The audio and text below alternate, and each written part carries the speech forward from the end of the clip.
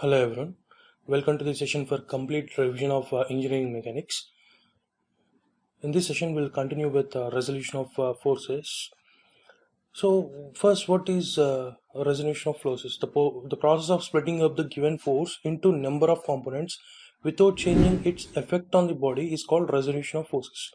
Okay, see here, on a horizontal surface, if you have any inclined force which is acting on it with the angle of theta, then it won't be, by this inclined angle you can't able to resolve that into like any force. But if you take horizontal force, if it is like F, the force F which is acting theta with respect to the horizontal, now we can resolve this force into horizontal force and the vertical force. That means you are splitting the force into two components, right? And now this force will be F cos theta with respect to the horizontal, and this force will be F sin theta with respect to the vertical.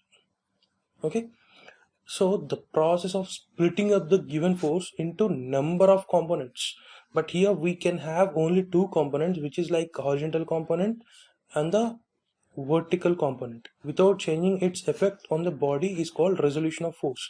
So by splitting these two forces, okay, the effect on the body will not changes.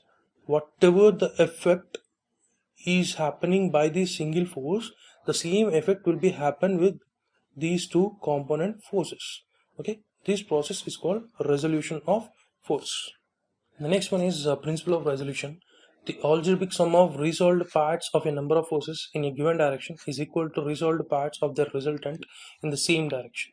So that means just now we resolved one force into two components, right? In the same way, on a horizontal surface, if number of forces are acting like inclined with the horizontal of theta 1, and one force is vertical and other force is having another incline which is theta 2. Okay, and this is F2. Just assume that this force is F3 and this is F2 and this is F1, right? So now you will get, if you resolve this force, you will get one vertical force which is, and other one is horizontal force, like F1 cos theta, and here F1 sin theta. And in the same way, see, it is directly a vertical component. There is no need of resolving the parts into like horizontal and vertical. It is directly a vertical, it is not an inclined one. Now here the force is inclined one. Again you have to split it, or you have to resolve it into two parts, which is horizontal and the vertical. And now here the component is F3 cos theta 2, and this is F3 sin theta 2. So now what happens, according to the principle of resolution, the algebraic sum of all the resolved parts of the number of forces in a given direction. So select any one direction. Now I am going to select this horizontal direction. In horizontal direction, how many number of forces are there? This F1 cos theta and F3 cos theta 2 is there, right? So equals to the resolved part of the resultant in the same direction. So if you find any resultant of all the forces, and that will be equals to the this horizontal force, which is like F1 cos theta plus F3 cos theta is equals to your resultant force, right? So what is this resultant force, we'll see in the coming sessions. And now once again, coming to the algebraic sum of the resolved parts of the number of forces in a given direction is equal to the resolved part of their resultant in the same direction. So this resultant should be also in the same direction, which is like horizontal one. Why? Because F1 cos theta 1 is horizontal, F3 cos theta 2 is horizontal, and that should be equals to your resultant. And moreover, here we have F1 sin theta and F2 and F3 sine theta 2. These three forces are acting in vertical direction, which is like F1 sine theta and 1 plus F2 is also acting in the vertical direction, so I am making in summation, and next force is F3 sine theta 2, and all these forces is equals to, okay, these are the resolved parts, and moreover these are acting in a same direction, and that equals to resultant force. Clear?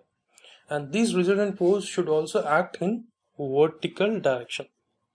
And next, coming to the superposition of force, when two forces are equal, opposite, collinear, their combined effect does not tend to change the state of your body. So here, assume a body, and if two forces which are in equal and opposite, and that too collinear, that means collinear means these are acting on same line, okay, and moreover the force are opposite and equal means that should be 10 newtons, the magnitude has to be equal, and this force again it is 10 newtons. So now the magnitude are equal, and they are in opposite direction, and they are collinear. The combined effect does not tend to change the state of the body.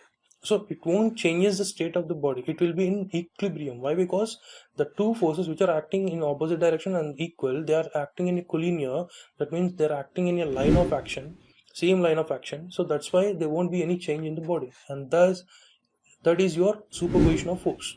And coming to the law of superposition, the action of a given system of forces does not change by adding or subtracting another system of forces in equilibrium. See, the same body, if number of forces, which is like system of forces, right, F1 and this is F2, make it as F3, okay. Now by these three forces the system is in equilibrium, and now if you add another system of forces, and these three forces again make the body in equilibrium. So by adding these three system of forces, or these three forces on your system, it won't affect any change in the position. Why? Because it's already in equilibrium. By acting these system of forces which are already again in equilibrium, acting on this, there won't be any effect on that. That means it won't changes its position, okay. That is your law of superposition. And coming to the transmissibility of force, the law of transmissibility says that the effect of the force on the body is not altered if its point of application is transmitted to any other point on the line of action of the force. See here, a body is there, and now on that body a force is acting which is of 10 newtons or 5 newtons. Just assume that 10 newtons of force is acting on it, and now this is your point of application, right, and this is your line of action. So if you draw or if you show the same force here or here or here, it won't change the effect on your body. Why? Because the force, when you push here, if you push here, if you push here, the line of action will be the same, okay, and the point of application is here, and here the line of application or action is also on a collinear, that means it is on a same line of action. If the force changes its point of application also, from here the point of application is, for this force the point of application here, for this force the point of application is here, for this particular force the point of application is here.